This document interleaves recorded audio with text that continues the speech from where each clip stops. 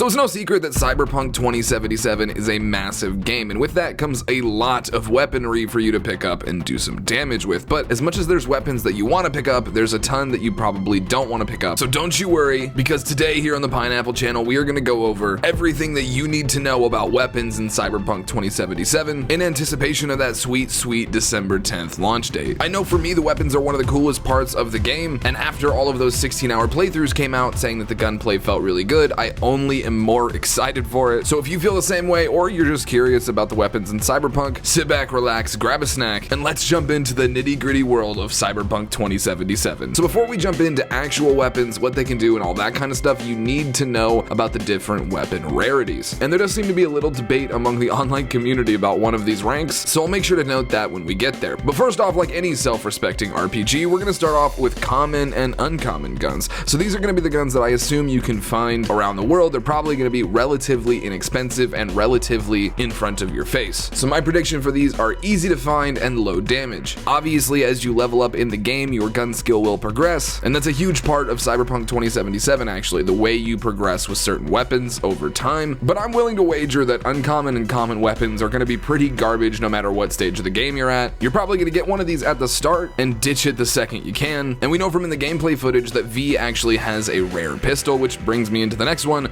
rare. Yes, that's right, there is a rare rank, and I'm not really sure exactly how quote-unquote rare these are going to be. My guess is that mid-tier boss type enemies will carry these weapons, so not your bosses and not your foot soldiers. You know, the guys who always have extra health that surround the bosses, those guys. I would also wager that you could probably get rare items out of chests and things like that, whereas I don't think that'll be the case for uncommon and common weapons. Those seem more like an on-the-desk, side of the street type deal. But rare weapons and above, I'm guessing you'll be able to find in lootable chests, and like I said, on some higher ranking enemies. So if you want to make sure you don't miss any special weapons, playthroughs, guides, etc., make sure to smack that subscription, and I'll make sure to bless your inboxes. Alright, and now we're getting into the juicy parts, because this is the one that I don't know if is actually in the game, because I'm reading articles that say it is, other YouTube videos for research that say it's not. No one who's saying it's not in the game has actually played it though, and that is going to be the epic tier. And I know a lot of people want to see the epic tier because they love that purple lettering. I'm pretty sure it's going to be in the game, and if they are in the game, I assume you're going to get these off your local bosses and your high level crates or guarded crates. And last but absolutely anything but least is legendary. That's right, legendary weapons are in the game, and they are all completely unique. It's widely speculated online that Jackie's dual pistols that we've seen from the trailers are going to be a legendary variant of a gun that you can buy in the local stores. But every legendary weapon in the game is completely unique to itself. There's not two of any kind, and they will all be attached to a character. And I say attached to a character because you won't be able to get legendary weapons without killing somebody for them. Obviously, there could be some exceptions. We don't have our hands on the game, so you might get one at a certain point in the main story. But as far as everybody knows right now, every legendary weapon is one that you'll have to kill somebody for. So you'll be like, hey, do I like you enough to let you live, or do I want that shiny new sniper rifle? I gotta be honest with you guys, I'm kind of leaning towards the sniper rifle.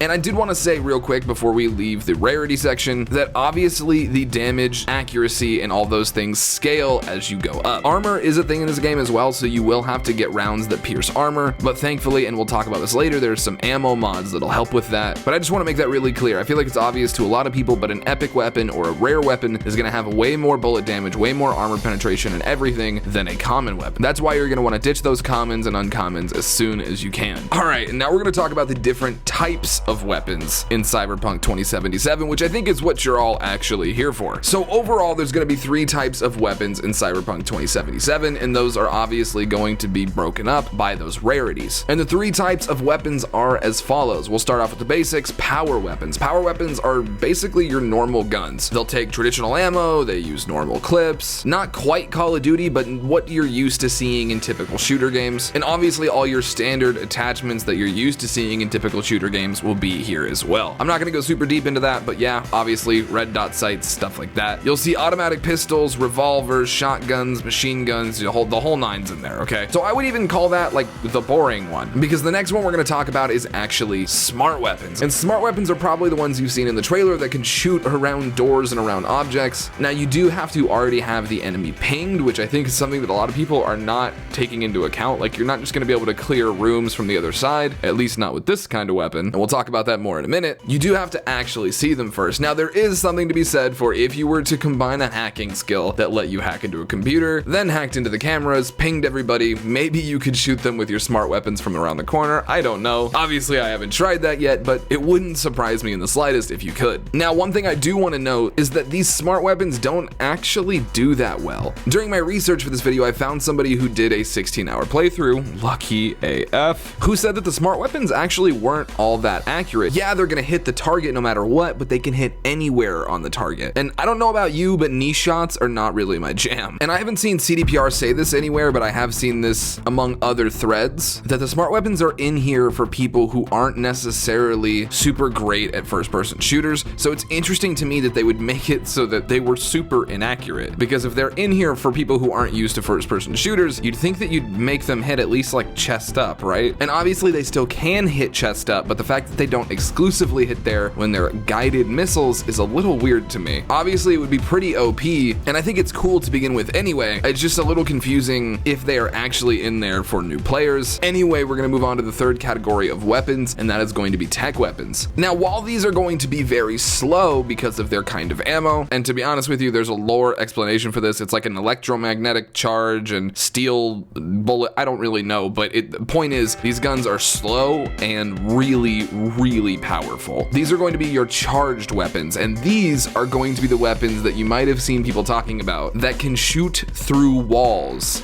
Yeah, that's right, you can shoot through the buildings in Cyberpunk 2077. I don't know how far this actually goes, but I do know that you can ping enemies by doing the hacking thing we talked about earlier, and then pick them off through the walls with a tech sniper rifle. And after I heard that, I was completely sold on the game. I mean, I bought 2 copies. I'm gonna play one and then just look at the other one. Because I mean, how cool is that? You could shoot through the walls. I mean, look, I'm like a kid in a candy store with this game. I gotta be honest, guys. Now, moving on, we have some more to talk about with weapons, because there's actually different in-game manufacturers. If you've played the Outer Worlds, how there's different manufacturers for different guns, and then people are like members of that corporation, it's a vaguely similar deal here. We've got 3 main companies for the top tier: Arasaka, Tsunami Defense, and Kong Tao. I don't know if I said Kong Tao right. I think I'm really hoping, you know, but like, it's not likely. Now, obviously, everyone's familiar with the Arasaka Corporation. They're the most well-respected, influential, huge corporation in all of Cyberpunk 2077. Arasaka is the go-to weapon for military forces, law enforcement, and even private security firms, which to me means all the people who are going to be guarding all the places that we're going to have to go into. Next up, Tsunami Defense Systems. In the lore, they are actually a Japanese weapons manufacturer located in Osaka, and they are known for their secretive methods of doing business. And how convenient is this? Their innovative technologies. And we've actually seen a gun from Tsunami in the trailer. It's that really cool charged sniper rifle looking thing. It just obliterates people. And then finally, we've got Kong Tao, which I really, again, hope I said that right, who is a Taiwanese weapons manufacturer known mainly for smart guns. And again, those are going to be the ones that utilize that auto tracking technology. And we've actually seen quite a lot of these in the trailers as well. So those are your top 3 tier companies. There's also mid-tier and low tier. I'm going to go through these a little more quickly than I did the top tier, because I feel like the top tier is the one we're going to actually be aiming for when we get in game. But all the companies in the mid-tier range are Militech, Midnight Arms, Malorian, Constitutional Arms, and Tektronica. And finally, our low-tier weapons are going to consist of guns from the following manufacturers. We've got Nakoda Manufacturing, Dara Polytechnic, Rostovik, and Budget Arms. One fun thing I want to note that I found while researching this is that Budget Arms' slogan is "The Second Amendment is not only for the rich."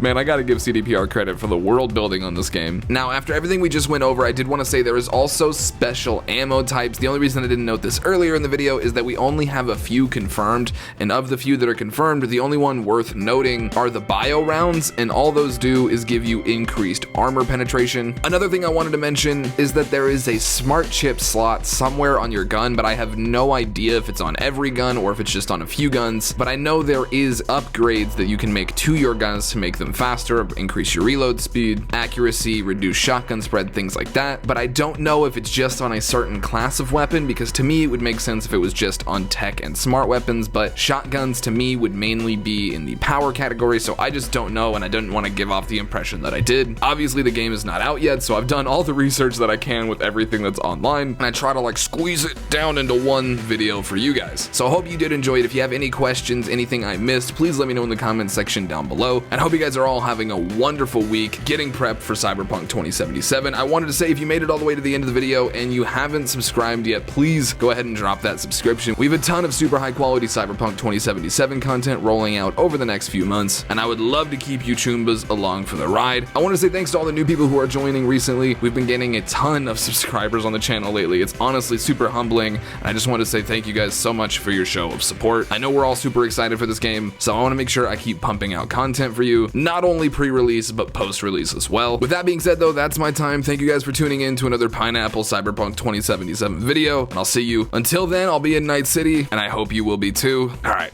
peace.